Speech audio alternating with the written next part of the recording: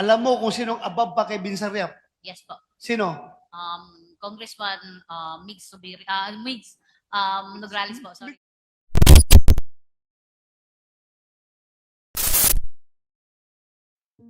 Mainit na balita. Attorney Migs Nograles nabuking na. Baste Duterte binanatan si Senador Amy Marcos. Sa ginawang pangalawang Senate hearing sa Committee on Electoral Reforms and Participation na ginanap sa Davao City, ay marami pang mga testigo ang lumantad at nagbigay ng kanilang mga testimonya tungkol nga sa naganap na signature campaign kung saan ay nagkaroon ng bayaran kapalit ang perma.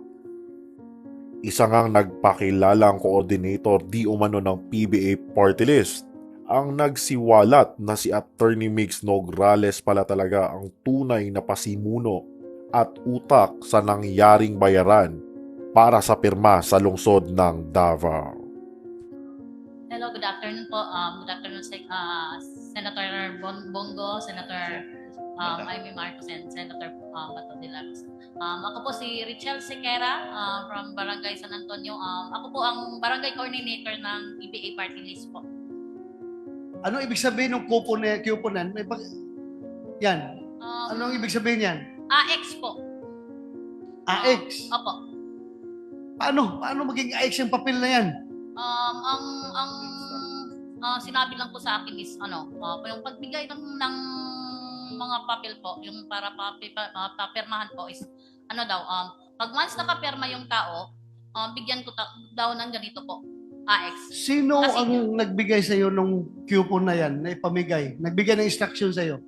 Si Bensar Yap po. Mr. Bensar Yap. Mr. Bensar Yap. Bensar Yap. Yes, sir. The same person. The same person, Madam Chair. Bensar Yap. Yes, sir. I see. So, itong si Ben Sariak, boss ninyo, parang district coordinator ng Yes. PTA. Yes, ma'am. Okay. So, above you is Bensar Yap. Yes po. Alam mo kung sinong above pa kay Bensar Yap? Yes po. Sino? Congressman Migs Subiri, Migs Nograles po, sorry. Mig Subiri. Sorry po, sorry. Damay mo pa si Mig Subiri dito. Sorry po. Migs. Nograles po. Migs Nograles. Opo. Siya ang boss ni Bensar Yap. Yes po. Si Bensar Yap ang district coordinator ng District 1 Anto Yes, po. for PBA Party List. Po. Ikaw, barangay coordinator? Coordinator Barangay San Antonio po. Barangay San Antonio coordinator. Ayon din sa ibang testigo, ay hindi talaga pinaintindi kung ano nga ba ang tunay na layunin sa pagpapapirma at sa halip ay pinangakuan lang ng ayuda pagkatapos nito. So, pagbigay mo niyang papel na yan para pipirma sila, pinaintindi mo ba sa kanila na yung pinirmahan ninyo ay People's Initiative? Kapag pipirma kayo, pabor na kayo na magkakaroon ng People's Initiative para baguhin ang ating saligang batas? Yun lang po, may baguhin lang daw sa amendahan lang po sa saligang batas daw po. Yun Kaya lang nga, sabi. pinaintindi mo ba ito sa mga tao na pinapapirma mo? Yun lang ang ko po, tapos parang hindi nila na talaga. Basta yun lang, papirma sila para and then ang kasi habol kasi gaya. Kaya nga, klaruhin natin. Pinaintindi mo sa kanila na People's Initiative, hindi. Ang pinaintindi mo lang, ayuda. Ang sabi ko lang po is may baguhin lang sa saligang batas. Yun lang May po. baguhin sa Oo. saligang batas. Hindi ko na po alam kung basta yun lang, kasi yun lang ang sabi sa akin po.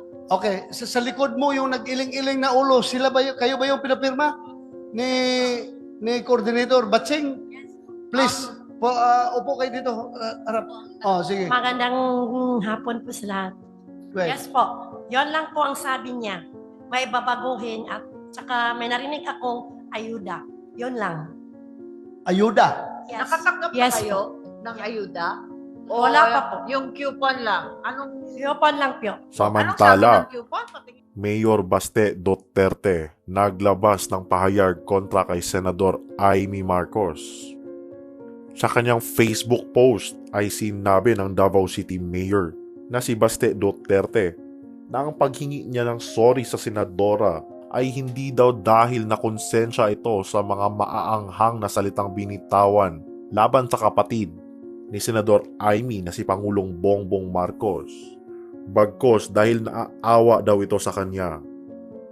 Madam Amy, linawin ko lang kasi ginagamit mo na sa drama mo dyan sa media.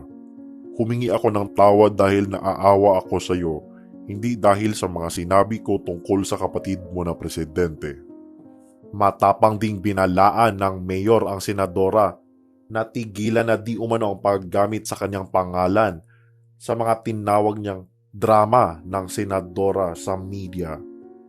At dati ay pinalampas lang daw niya ito, ngunit masyado pa din daw itong maingay.